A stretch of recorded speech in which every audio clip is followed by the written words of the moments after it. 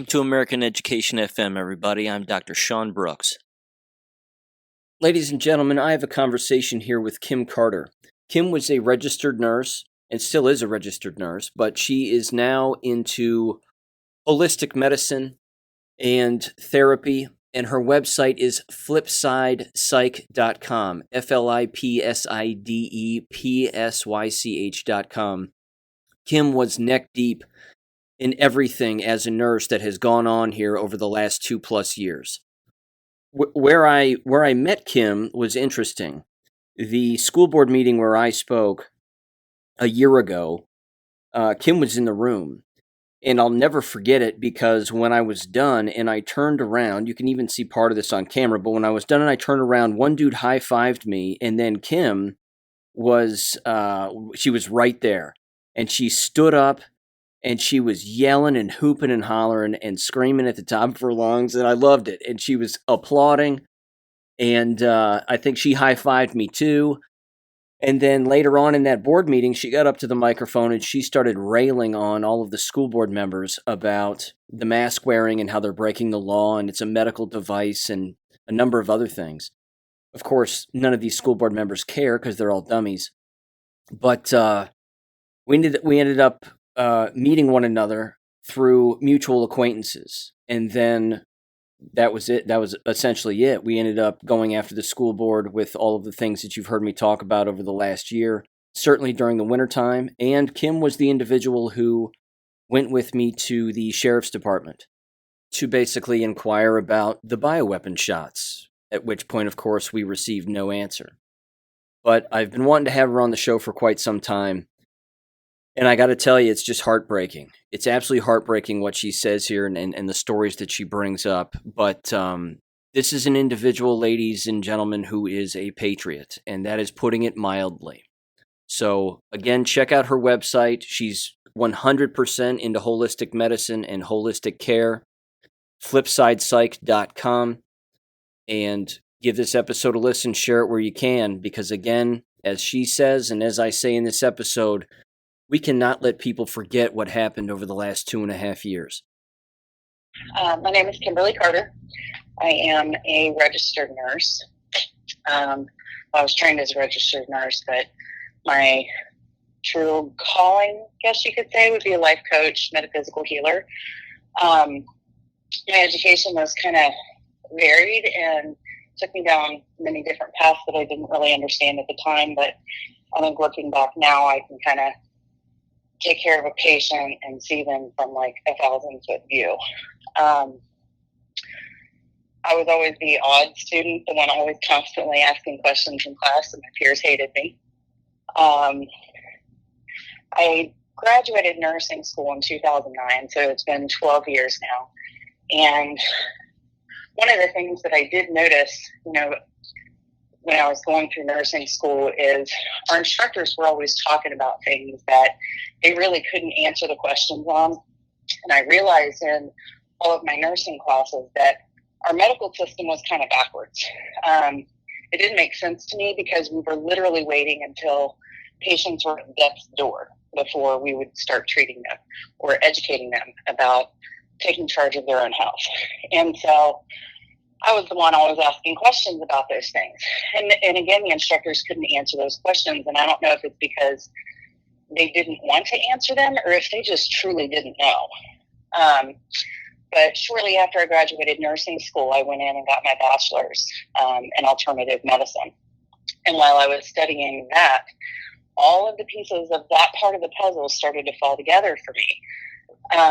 Back in, I think it was in the late 1800s, homeopathy was like the major system of medicine.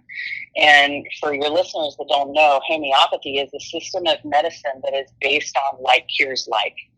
And its premise is that if you're exposed to something, say like poison ivy, the remedy would also be made with poison ivy. So by the time that remedy is fully complete, there is nothing left of the original substance in it. It is merely the vibrational input from the plant that would cure the body. So it's the most amazing and interesting system of medicine I have ever studied. And the American Medical Association shut it down because they were curing patients. And one of the doctors during the hearing for Dr. Samuel Heinemann, who created homeopathy, one of the doctors was quoted as saying, it's not that we have a problem with the fact that he's treating patients. The problem that we have is that he's curing them. And so they shut every homeopathic medical school across the United States down, and they took control of our medical system. And that medical system is run and controlled by John D. Rockefeller. And he is part of he actually owns the American Medical Association. He owns the universities who teach medicine, and he owns the doctors. All the doctors are trained in the same medical systems that he designed. So he only gives them the information that he wants those doctors to know. So what he wants those doctors to know is that your health and your healing is never going to occur. They are to keep you sick by using medications that cause other problems knowingly. So conventional medicine is designed to keep you sick for as long as possible to get as much pay while making your life as miserable as possible, so that way you die quicker, because the more stress you're under, the more the physical form completely deteriorates. So after I graduated with my alternative medicine degree, I somehow was led on a path of spirituality, and I ended up in metaphysics. And from that understanding, I finally could see the whole picture of why homeopathy was so perfect and such a beautiful system of medicine, because metaphysics takes you into quantum physics, and it allows you to be able to see the macrocosm and the microcosm and how beautiful this entire world was designed. And when it comes to an individual person's health, that is not any different, because whatever the person has experienced throughout their lifetime, it creates trauma inside of the soul, and trauma will cause an energy blockage in the form, and that's where the symptoms or the dis-ease occurs. So being able to help somebody heal the trauma would then allow the physical form to start healing. And so the other part of metaphysics is realizing that you have real eyes that see things differently than other people do. And so when I began nursing, while I was taking care of my patients, handing them 2 cupfuls of pills, literally almost overflowing, while they're laying in my bed completely incapacitated, I realized that I was poisoning my patients. I was assisting in that poison. And I couldn't, for some reason, shake the feeling at that time, because these people were about my age and they had a long life to live, but yet it was being stripped away from them because all these pills that were in these cups that I was handing them. And so it was a really big challenge working with my coworkers, because they could not understand my perspective at all. And I mean, I think that they had also been brainwashed into believing the same thing, but I don't know, whatever reason it is, that they couldn't see the things that I was seeing bothered me, because I felt like I was this lone person on an island all by myself in the world, and it sucked. It really did. So let me ask you that. Let me jump in real quick and just ask you that one question then. What of the people you've worked with, what percentage of them are as awake as you are, do you think? Oh my goodness. Honestly, I think of the people I've worked with, maybe 3 in 12 years. 3 people. And they don't even 3 people, and they don't even know the information I know about our other medical modalities. I mean, you're looking at systems of medicine that are over 3,000 years, and in nursing school, you literally get 1 week of alternative medicine training or education, and they cover massage therapy, they cover chiropractic care, they cover osteopathic medicine, and they cover like a little tiny bit of energy healing, but that's it. And they make it out to be the most derogatory forms of medicine, and they train the students into believing that whoever might believe in these alternative forms are quacks. That's what they're teaching them. That's how they're training these nurses. So it kind of didn't, it surprised me at that time, but when I finished my metaphysics, it did not surprise me anymore because I understood what had been done to them psychologically. You know what I mean? They couldn't escape the brainwashing. So when 2020 happened, for a minute, I was scared because this wasn't something I had ever seen before. But I also had the understanding, because of my metaphysics, that all things occur in the mind. And fear is the greatest weakness that any person can have, because as soon as that fear takes over, it literally opens the gates in the mind to allow anything in. And one of the things in scripture that I find to be most fascinating when you translate via the metaphysical side is that the mind is the gateway of heaven. And if you are God in physical form and energy of consciousness, of all consciousness, is inhabiting you, you decide what happens not only in your own physical form, but in your life experience as well. And when you're controlled by fear, then everything that matches that energetic vibration is what is going to occur in your life. And so when everything about the lockdown and everything started coming down the pipe from the governor, I'm like, okay, trying to maintain control of my emotions while observing the situation objectively.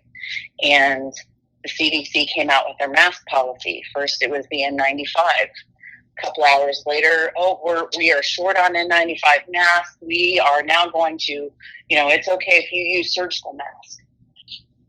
And that had my head cocking to the side in a second. And then they went to cloth mask.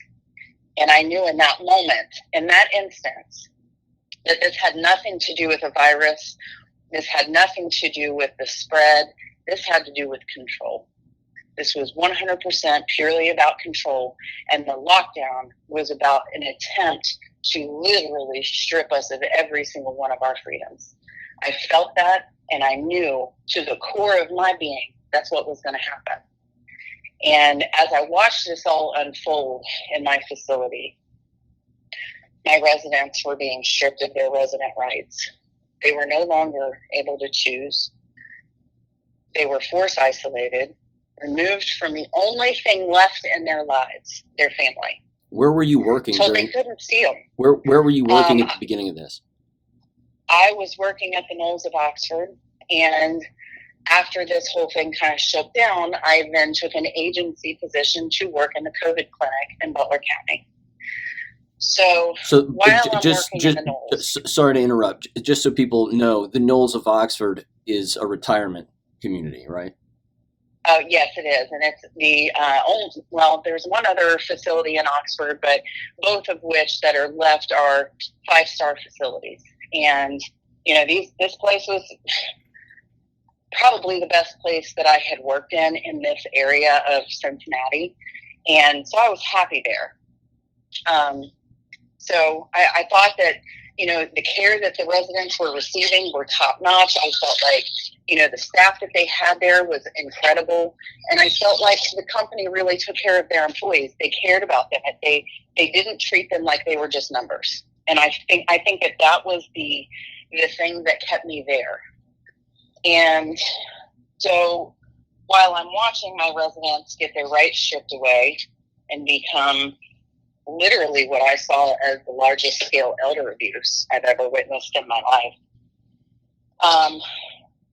the thing that caused me to no longer keep my silence was when they force tested every resident and every staff member against their will. And I did not, and at any point in my training, this is microbiology 101, immunology 101. The immune system is specifically designed to fight off bacteria and infection. At no point in time has an asymptomatic disease ever been a thing, ever.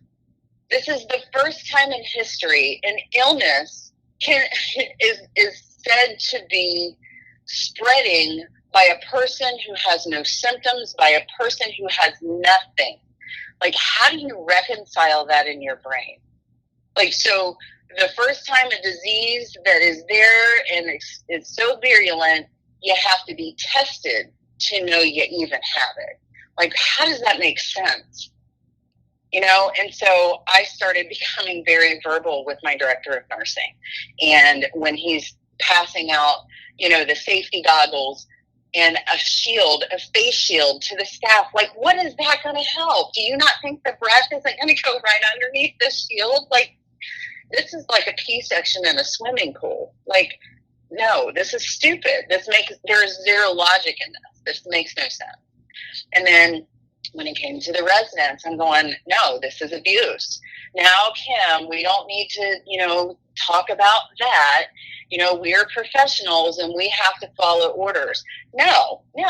At what point do you stop and say, these people have no idea, and these people are breaking every single law when it comes to our residents? At what point do you start answering for yourself and stop following orders, because you have an obligation to these people to not abuse them regardless of the reason? You cannot sacrifice freedom for safety, and these people have a right. And all of the other nurses, they agreed with me, but they were not willing to be verbal with me and advocate for our residents. So as it continued on, my residents started becoming more and more depressed, asking more frequently to see their family. They were only able to talk to them on the phone at, you know, certain points, but then they were able to, you know, see them through an iPad. And then it got to where they were doing window visits. And that was the most devastating thing I have ever seen in my life. I mean, this whole thing was excruciating for me.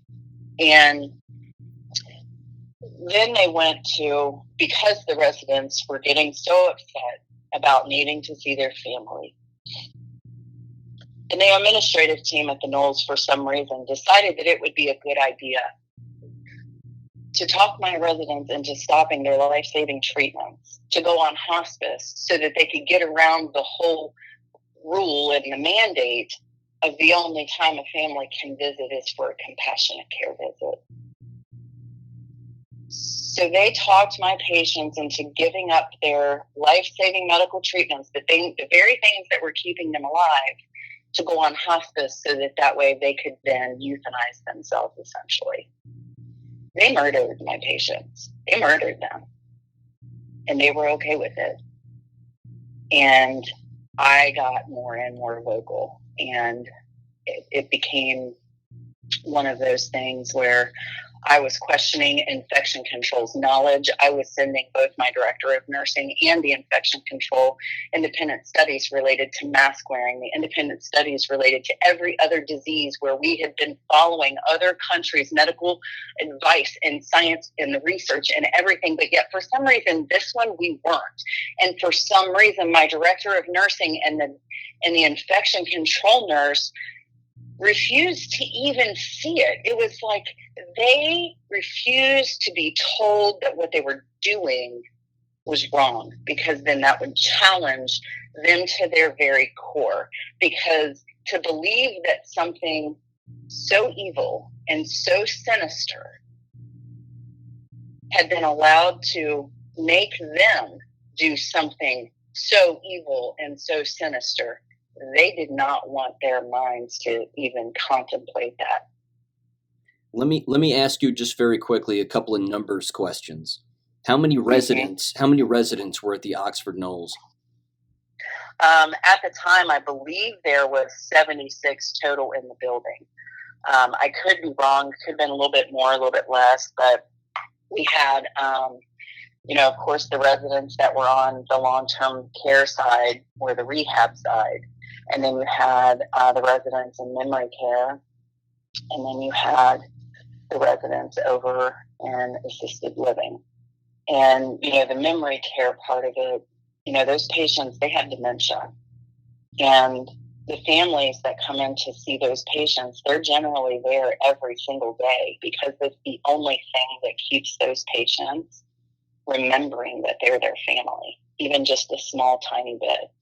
And so because they couldn't come, my residents started making verbal statements about nobody caring about them, or all of their family was dead, or where are they at? Why aren't they coming? And it's just heartbreaking. It was heartbreaking because that didn't need to happen. It didn't need to happen. You know, our immune system is designed perfectly, and nothing about this was right. It was not right. How many did they kill, based on your estimation? So we made it through the entire season of COVID with only one positive patient. And that was because an employee became positive. And this was back when the PCR test had first come out. And so there was a lot of false positives, but also, I think a lot of false negatives. And what's interesting about this PCR test is that, you know, for one, it's not designed to detect the presence of disease. And even the creator that made that test specifically said that it was not designed to test for the presence of disease. And strangely enough, the creator of that test was killed in January of 2021. Yeah, Carrie January 2020. Yeah. So, yeah, I find that rather interesting. And so anyway, not to mention the fact that, you know, the PCR tests are designed by, you know, cycles. So, you know, the more sensitive, or the more numbers of cycles that it has, the more sensitive it is. And these PCR tests were dialed all the way up to make sure that pretty much everything tested positive. So here we are, being forced to have a medical procedure that we did not want done without consent. Our noses were being violated. Like, it was like nose rape, because, you know, these Q-tips that they're shoving up people's noses, they don't just stop in the nasal cavity. No, they shove it all the way back up into your brain and tickle your brain with these stupid swabs. Now, you're telling me that a disease that is so bloody virulent that you have to wear a cloth mask and a face shield in order to prevent the spread of it, you can't collect my spit? Like, why you gotta go digging up in my brain? What's wrong with my spit? Because it should be just as infectious as my, you know, the back of my brain. But no, it couldn't do that. And then, you know, what's funny is that once people started questioning the validity of these tests and started making memes, making jokes about these tests, all of a sudden, it seemed like other countries wanted to push the idiocy and see how far it could go. And so China started doing butt swabs. Yeah. And they actually started butt swabbing some of our officials, and they had to let it be done. Wow. So they're butt swabbing people over in China. And again, I think it was just to point out the ludicrousy of this to people that were quite maybe a little bit on the edge of waking up, but not quite there yet. And that was just what it needed in order to push them over the edge, you know, like, okay, this doesn't make any sense. Why we got to have our butt swabbed now? You know what I mean? And it only takes just that little bit. If you had 70 some odd patients, though, I mean, how many were killed? What was the, you know? Sorry. It's okay. Did you see an immediate drop off in people? And then, of course, not to get, I mean, we can get as graphic as we want here, but you kind of alluded to the process of what they would do to basically euthanize these people. What specifically would they do?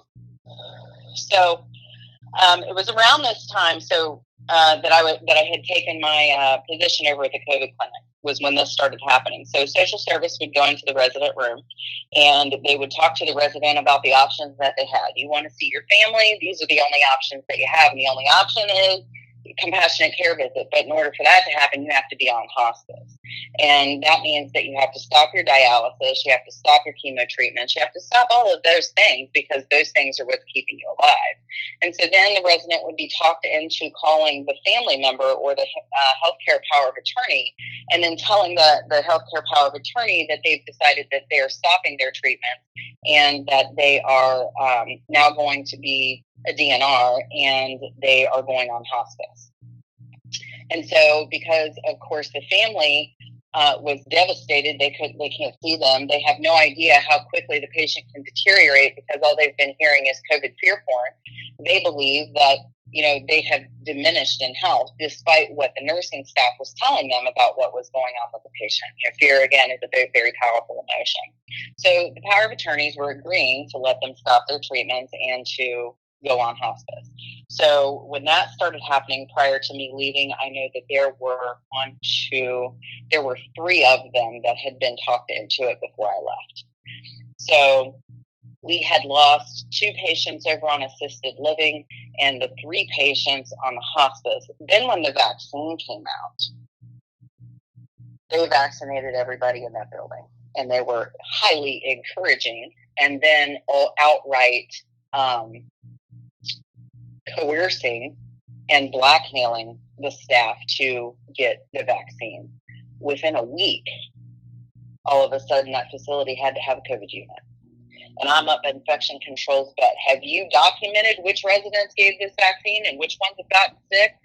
Well, it's not possible for that vaccine to do that. This is new technology. And I'm like, you're an idiot.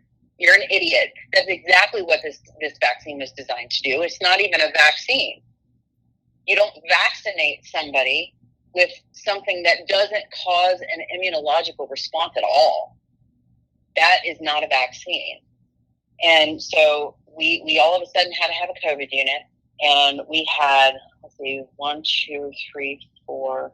There were 6 of them on the COVID unit, and 1, 2, 3 of them died on the COVID unit, even though they were no longer symptomatic. They were about to be released back to their normal room.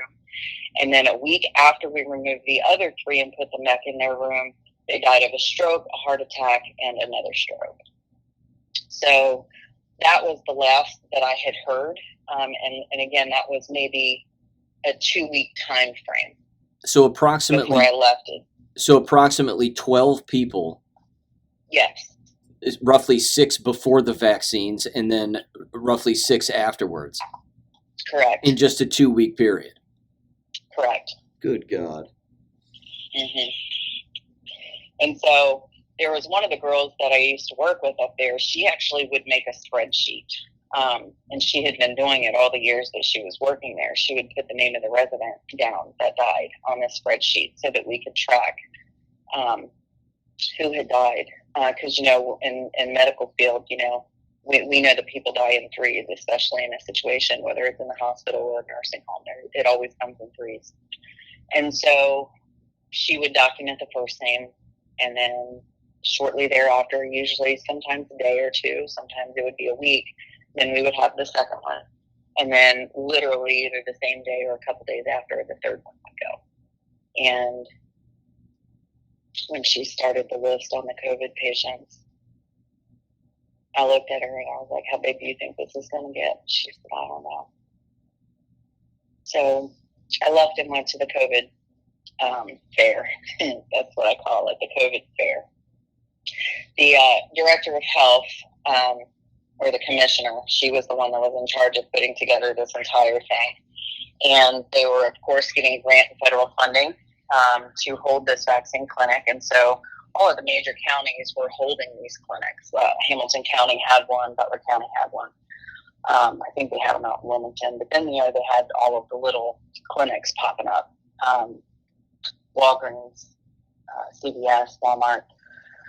And then they started doing these over in the schools, holding them in the public. That was more towards the later end of the summer, though, because I was still there for that. But what I witnessed, well, first there was 9 of us agency nurses that the Butler County Health Department had to bring on. And we get up in the room and the director of nursing is telling us, basically what we're going to be doing at the fair. They've divided it into different areas, one for education, one for consent, one for the shot. And they basically had to drive a pathway through the fair to get to the barns, which is where the vaccines were being given. And we were to help them administer these vaccines and vaccinate the public. And my first question was, are the people coming through being educated about the fact they're part of the live ongoing clinical trial? And she looked at me and her mouth kind of fell open a little bit and she went, no, I wouldn't think so. And I said, isn't that our job, is to educate our patients to make sure that they can give informed consent? And she says, our job is to vaccinate the public, not intimidate them and make them more anxious about it. Wow. Yeah, that statement did not sit well with me or one other nurse. The other nurses didn't care. So you're looking at, out of a group of 9, 2 questioned that order. Okay, so there's your statistics on that one. Damn. So then she went on to say, the director of nursing, that the education department would be giving them all of the information related to the vaccine via the EUA, the emergency use authorization that the CDC and FDA had provided. So let me backdrop. Let me backdrop just real quick and ask you this question too.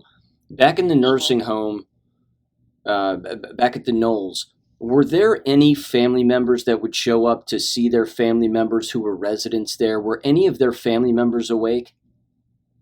There was only one resident family member that came barreling through those doors, and it was the daughter of one of them. And they literally escorted her out of the building and told her she could not come back.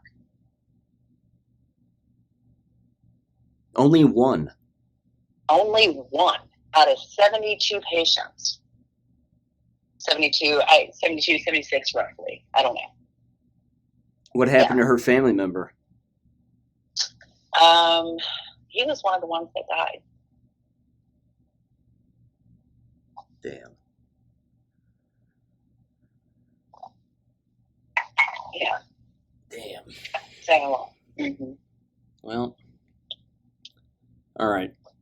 Sorry about that. Let me, let's see. COVID clinic? Yeah, go back to that one. Okay. So when she's talking about the emergency use authorization, I asked for a copy of it.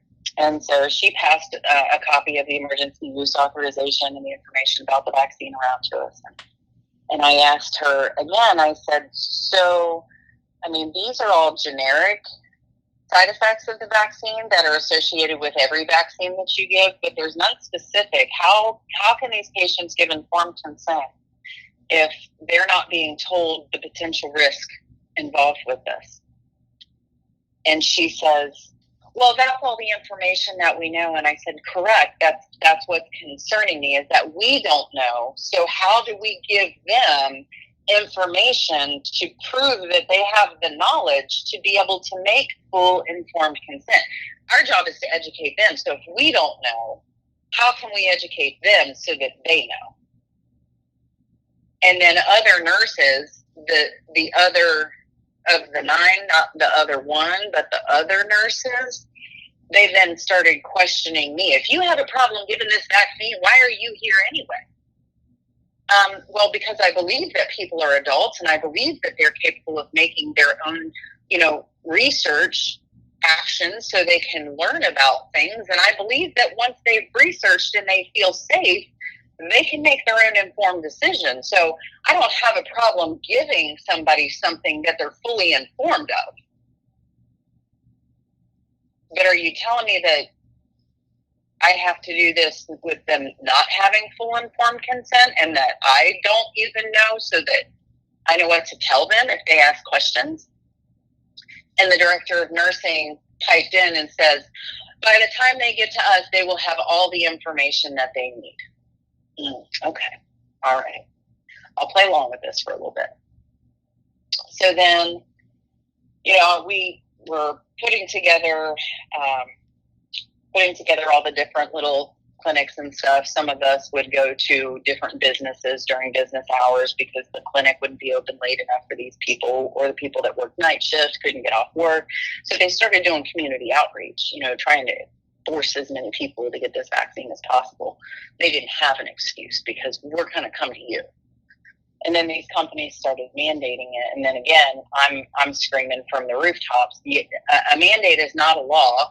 You cannot force somebody to have a medical procedure or a medication without their will. You can't force somebody to do something against their will. This is in violation of every law of nursing ethics. You cannot do this. And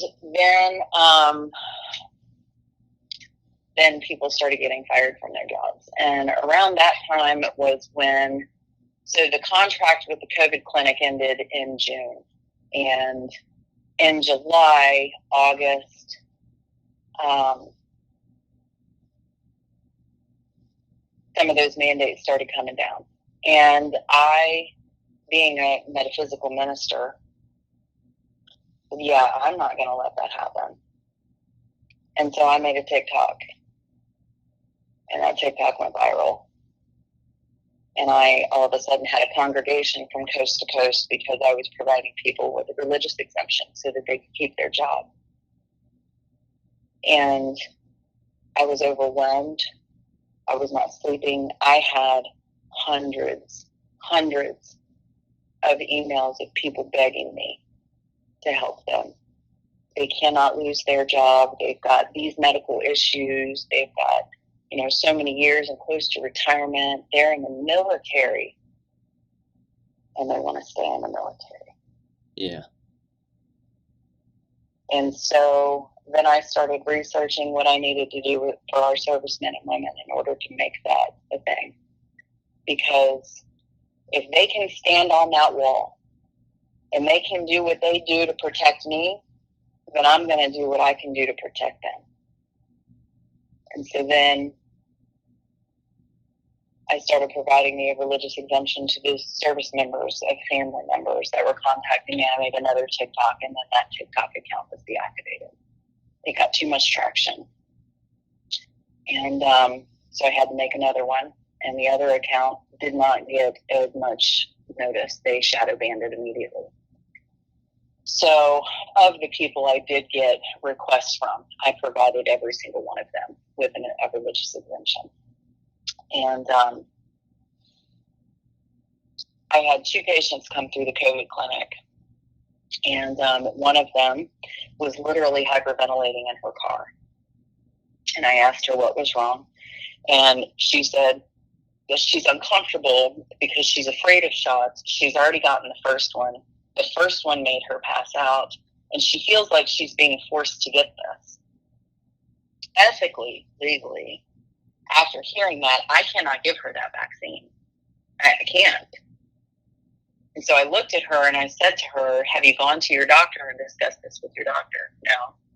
Well, I can't give you the shot today because you have not talked to your doctor about the fact that you passed out from the first one. You have no idea whether this is safe for you or not. And so I can't vaccinate you today. But I would highly suggest that you, 1, talk to your doctor, and 2, figure out what it is that you want, because you said to me that you feel like you're being forced to do this. You need to decide for yourself what you should do. And her response was, well, I just want to do what's right. Oh my God. What's right is what's right for you, not for everybody else. Everybody else doesn't matter. You are responsible for you and only you. But the fact that she was brainwashed enough to say that, it was very concerning, because now I'm starting to see the effects of all of the fear porn that started back in March. And so then the second patient that came through was an older lady. She was probably in her 60s, and she acted kind of very standoffish, a little frustrated. She wasn't mean, she wasn't rude, but she was inpatient sitting in her truck. And they were literally only in the barn for like 2 seconds or less, long enough for us to give them the injection and the car to roll out.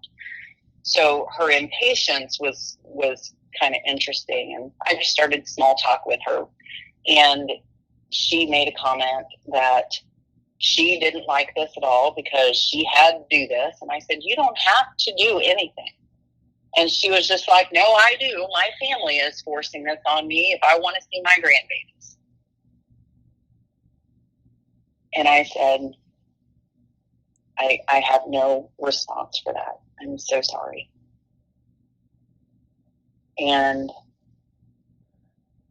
the fact that people were having to make this choice, it was now not only an individual choice, it was now being forced on you by your friends and your family, causing a great division between family members.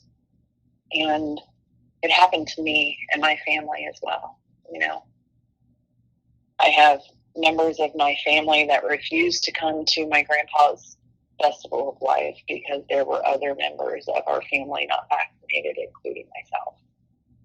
My eldest son got vaccinated because he wanted to spite me because he believes that my research on vaccines since I was pregnant with him has always been insane. And he grew up in this Talawanda school district being told that what's right is being vaccinated and that he is not healthy because he's unvaccinated. So the stigma surrounding these vaccines all of a sudden become even greater. So here I've been doing research on vaccines for 24 years before there was ever a word related to anti-vaxxers. And this is now being pushed on him via the social conditioning and groupthink that he grew up in at Talawanda. So I'm watching this division occur within my own family.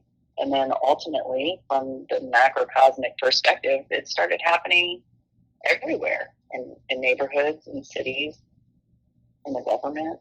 I mean, the difference between one side of thinking and the other side of thinking is so drastic, but so very obvious once you sit back and look at it. I mean, one side is completely absurd in their thinking, and the hypocrisy is overwhelming. How do you not see it? You know what I mean? And I know that there can't just be 80 million people completely delusional believing the same things that I believe. How does that happen on such a large scale? But then I thought, okay, well, the other side has an awful large number of people on their side too that believe the same thing. So which group is right in their way of thinking? Well, I was just thinking, I'm not sure how to figure that out. And I keep analyzing that okay, we believe that, those of us that didn't get vaccinated and that have thought that COVID was a big ploy anyway from the onset, we're thinking this way, but they're thinking the government is here to protect us and we're safe and my body, my choice, but only when it comes to murdering babies. And we're going to change the language and the definition of pedophile and groomer so that way it doesn't upset the ones that are trying to molest children. What is that? Yeah, that's a nice summary right there. I am floored Yeah. that even has to be questioned. And those of us that are questioning it are sitting here going, you are defending and supporting a child rapist. What is wrong with you? Like, has it been normalized that much that it's okay?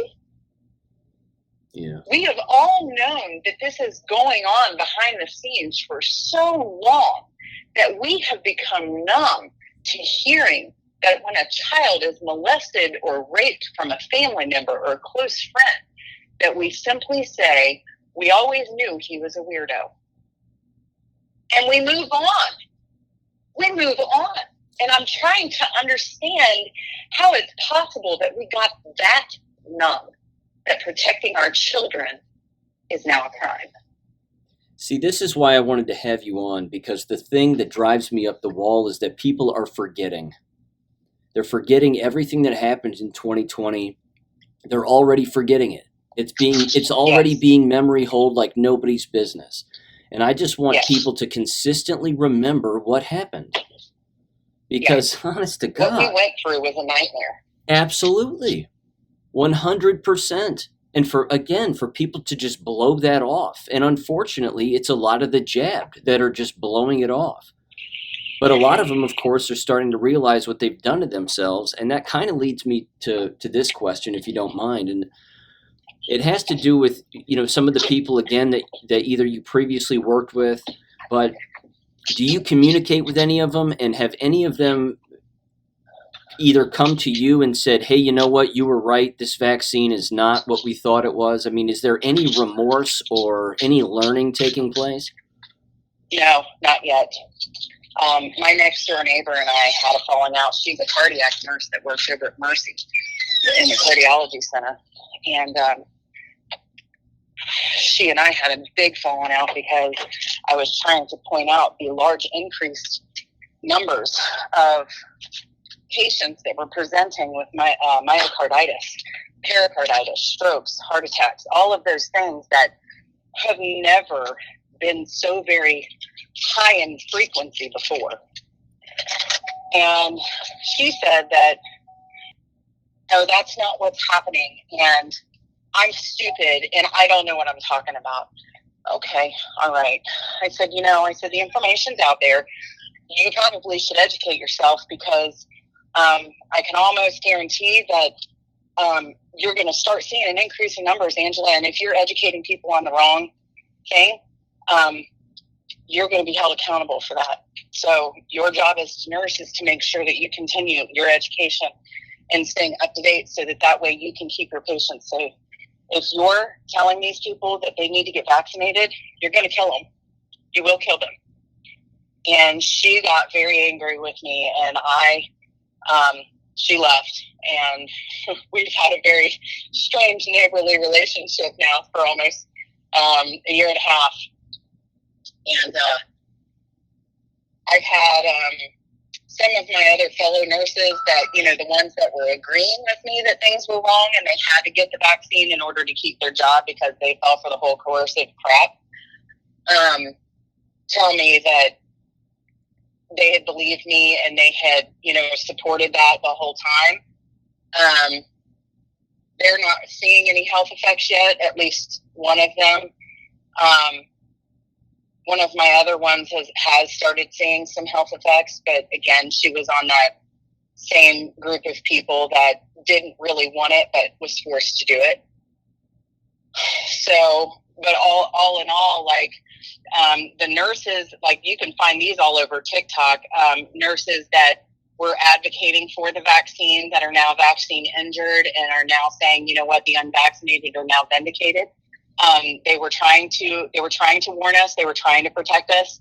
And we just did what we thought was right, what we thought we knew, and we didn't. And, so there's more of those videos coming out on TikTok now, but nobody that I know in my close circle.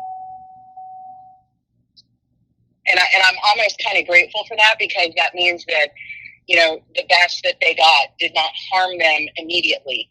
However, we do know that it's happening slowly underneath the surface. That damage is occurring.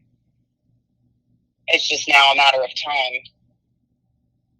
Yeah, I mean, that's the whole concept of poison. It's not that it Right. kills people immediately all of the time. It certainly does with Right. many, but, yeah. Right, and I think that's been the whole MO when it comes to the vaccines, the whole vaccination program as a whole, because there's such an increase in autism, ADD, ADHD, oppositional defiant disorder, all of these young childhood issues that had never been a thing prior to the increase in all of the other childhood vaccines. And so over time it's designed to create and destroy the body and never be associated back to or with the vaccine. And so when people are having these chronic issues that start from a really young age, you have to go back and look.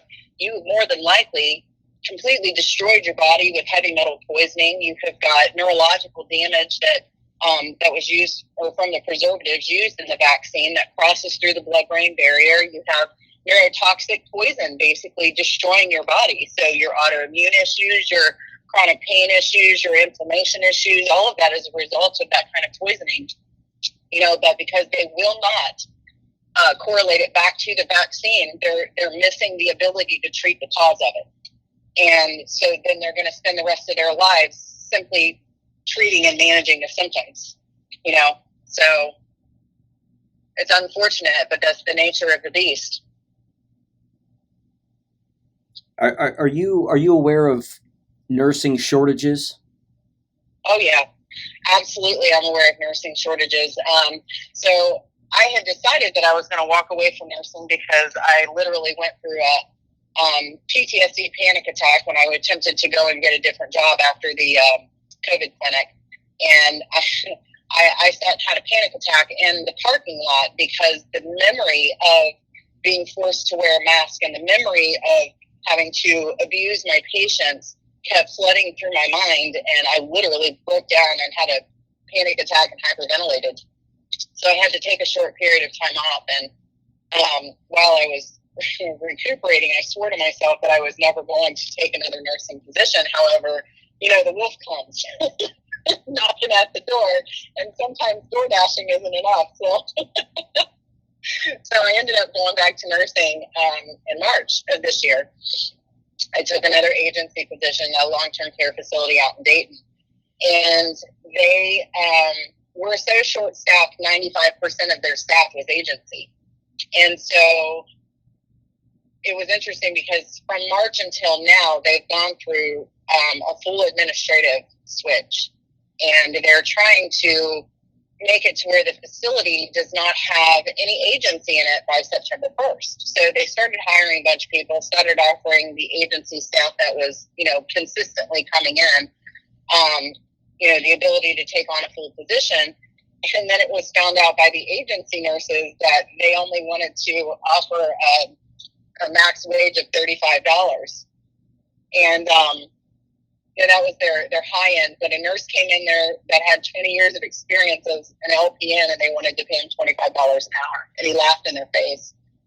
If COVID did one thing good, it was to teach nurses how very underappreciated they are, and that the companies do not value them. They are only a number, and they're only a warm body for them. They don't care about you. And so COVID did teach nurses their worth. And so all of the nurses that I worked with that were all different agency nurses, they were like, yeah, no, we're not taking a job like that. Why would we? We're freaking triple that now filling their staffing needs, So I found myself in an interesting position on Sunday when I went to work. They had scheduled this new scheduler. They had scheduled one nurse and one aide for every unit. And we had a rehab unit, a long-term care unit, and the memory unit. And they, each unit had, the rehab unit had 18 patients on it. The long-term care unit had 35 patients on it, and the memory unit also had around 28 to 32 residents on it. So one nurse and one aide to care for that many people is not safe at all. In no world is that considered safe nursing to patient ratios. And so my aide decided at 8 o'clock that she was going to leave. Her agency had already given her permission. She was leaving, and she was not doing this on her own. And these people that were scheduling this way was ridiculous, and she was not going to be responsible if one of these people got hurt, and she walked out. So I was left on my unit by myself, and I attempted to contact the scheduler, and I had to call her 5 times before she finally picked up the phone. And I asked her if there were any other people that she could get, and she said no. And I told her my aide left, that she needed to come in there and she needed to help me work on that floor. And she was like, I ain't coming in there and working on that unit. She was like, why don't you buckle down and help your aide? And I said, you know what? I offered that and she left anyway. This has nothing to do with me not wanting to help her. This has to do with the fact that you didn't staff this facility the way you should have. And so then she went off on me, and then she hung up on me. So then I tried to contact the director of nursing. And again, I called 3 times before she finally answered the phone.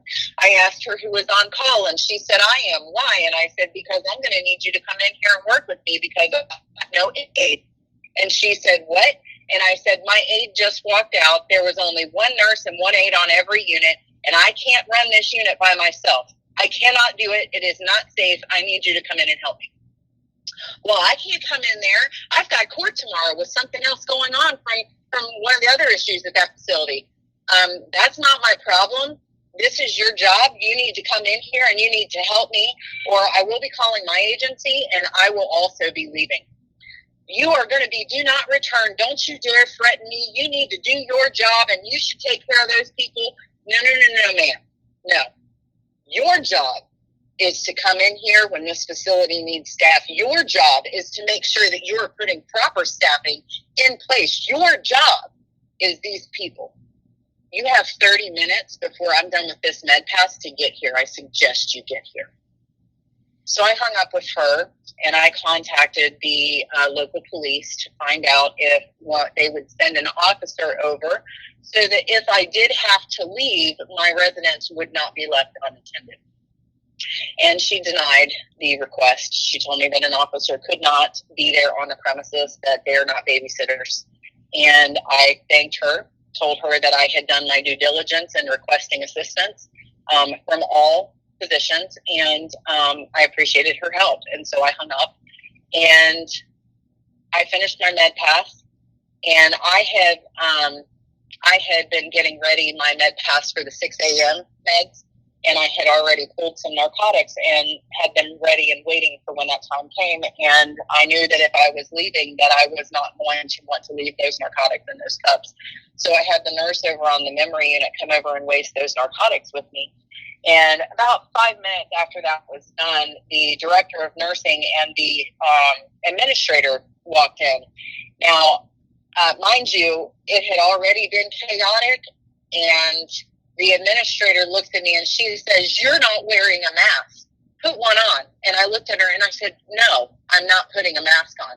You're out of PPE compliance. It's against our infection control." I said, "Really? That's what you're worried about? You're worried about PPE and your infection control policy when you don't have any staff in this building to take care of these residents?" I was like, I am just completely blown away here. These people deserve more than this. And the director of nursing was just like, "We do our jobs. Nobody called and let us know." Yeah, actually, people were calling you, but none of you guys will answer your phone. Nobody will respond to us. You only pick up the phone because I don't stop calling you. You are failing these people. You are not doing your job, and I hope you take these keys from me, because if you don't, I'm not sure what you're going to do.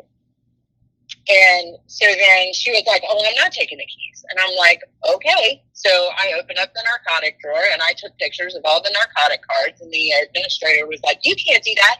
That's a HIPAA violation." "No, ma'am, it's only a HIPAA violation if I'm taking identifying patient information.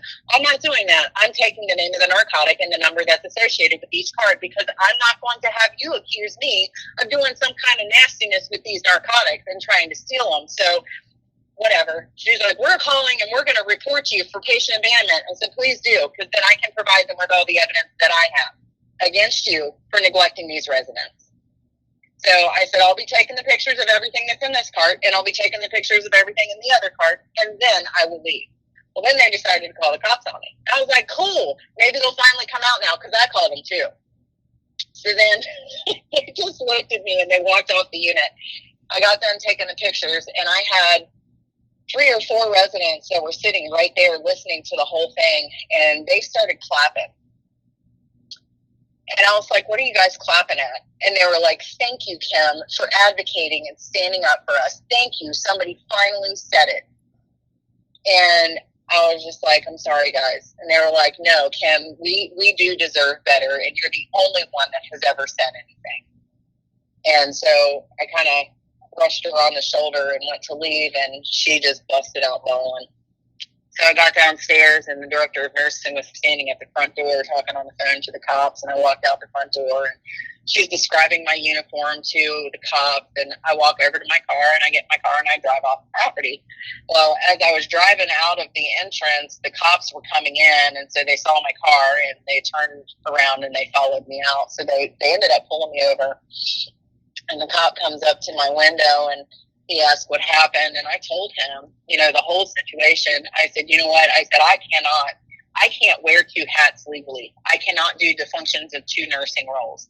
And I said, if I'm in a resident room trying to perform, patient care on them, and somebody on the other in another room codes, I would have no idea. I would have no way of knowing. How would I know that they're in an emergent situation and they're a full code and I needed to be in there? I said, it's not safe. This is my license, and I'm not doing that to these people. I can't. And it's kind of like it's a very hard catch-22, because I don't want those people left alone in a situation to where they have nobody to provide care for them. But I also have to think about my license, because my license is, that part of my livelihood. You know what I mean? It's something that I did work really hard to obtain, and I'm not going to let a corrupt facility strip that away from me. Even if I plan on walking away from nursing altogether, I'm not going to let them have that kind of power over me. So it was a very, very hard thing to do, and I'm sad for them. But one of the other agency nurses told me last night that there was another aide that walked out when I left. So the administrator, director of nursing, and ADON were left there trying to figure out how they were going to run this facility. Incredible. Yeah.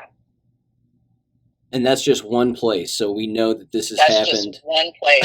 Oh it's happening God. Everywhere. Yep, it's happening everywhere. Yeah. Rumor on the street is McCulloch Hospital here in Oxford is treating their own employees. Yes, that's what I heard too. That's incredible. And that's only one place too.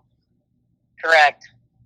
It's incredible, but it's not unexpected. I mean, once the evidence of the Pfizer documents started coming out and the information started coming out, I had thought that maybe these people would get a clue. But, even the infection control nurses, they are oblivious to the fact that this research has now been made public. They have absolutely zero clue, and they're still wrapped up in the brainwashing that they were in back in 2020. I mean, it has damaged their psyche so effectively that they now still believe that this invisible virus that is the most intelligent virus around, it is only active above 4 feet. It comes out at night, and it is literally the boogeyman, So, they still believe this.